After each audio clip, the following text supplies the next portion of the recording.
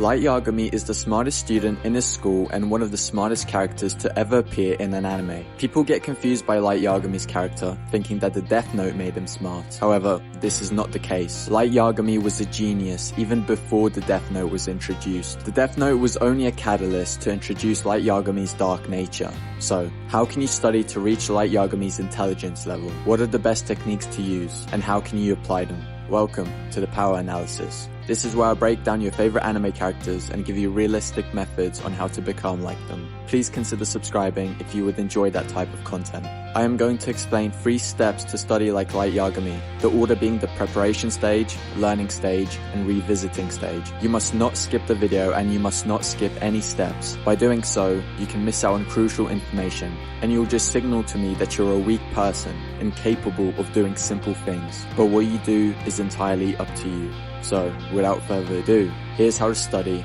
like Light Yagami.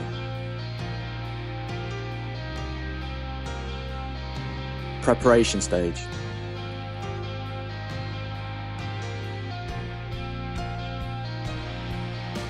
You may believe that the preparation stage is unimportant, but you're wrong. Studies have shown that all sorts of things contribute to your learning and comprehensive ability. So before we move on to stage 2 and 3, you need to do this first. Number 1. Make sure you've been getting 8 hours of sleep consistently for at least a week. Sleep deprivation is not a joke. It reduces concentration and it will slow down your thinking ability. This must be for 8 hours, no exceptions. We sleep for a third of our lives, and you're telling me that sleep is not that important? Number 2, stay away from devices and social media.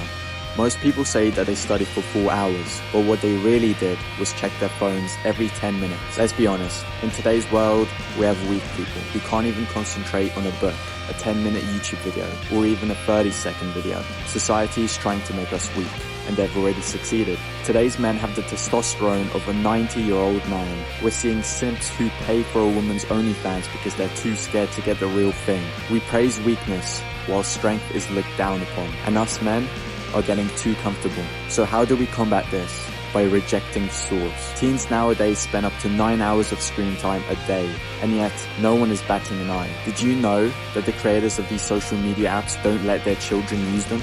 That's a big red flag, right? And yet we don't stop to think why. Well, you see, social media is designed to suck your time away, to constantly bombard you with media that ignites different emotions. The more you stay on the app, the more the companies get paid. Light Yagami did not indulge himself in social media. He had better things to do. And because his mind wasn't hypnotized by likes and followers, he had a clear mind. Completely deleting your social media apps will give you so much clarity that you'll feel like a huge weight has been lifted off your shoulders. You won't have to worry about likes, comments, who followed who, what this person did over the weekend.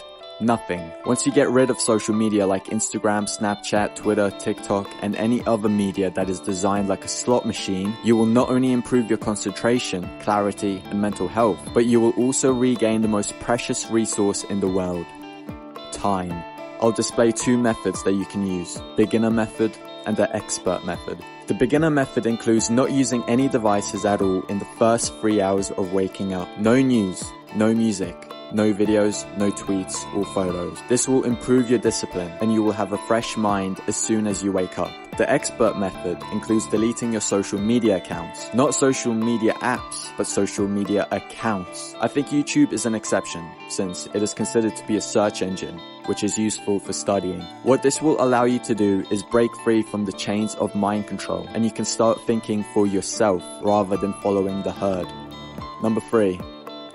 Planning is the last step. If you write down on the paper what you need to get done, you will be more successful than not writing anything down at all. What you need is a tick list. Plan out when you will study and what you will study. You can even dig deeper. If you're going to study psychology, what area will you focus on? Facial expressions or body movement? If it's body movement, then will you focus on hand signals or posture? Studying broad topics won't help you. Like Robert Greene said, you gain more by finding a rich mine and mining it deeper than by flitting from one shallow mine to another. Intensity defeats extensity every time.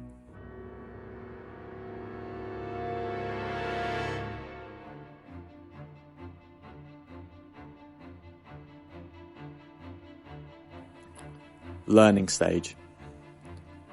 I won't tell you what to study, you will have to decide that for yourself. However, I can give you a piece of my wisdom that will help you make your process much quicker. It may seem obvious, but sometimes it's hard to do. Be genuinely interested in that topic. You need to understand that you won't succeed in learning if you don't like what you're studying, which is why I'm not telling you what to study. What you must do to be highly proficient in what you're studying is basically give your soul to it. Some people will think I'm crazy, but every time I succeeded in what I wanted to achieve, whether that's getting good at something or getting an award, I dedicated all of my time to it. I even sacrificed my eating and gym habits for that thing I wanted. You almost have to become one with it, as to become a part of your identity. This is the reason why I told you to get rid of social media. Since social media is highly addictive, you'll be juggling two things at once. And since social media is more stimulating than what you're studying, you will quickly lose interest and focus. Revisiting stage. This is the stage that will actually keep the information that you learned in your mind. But before I explain this last crucial technique, make sure to like the video if it helped you out in any way.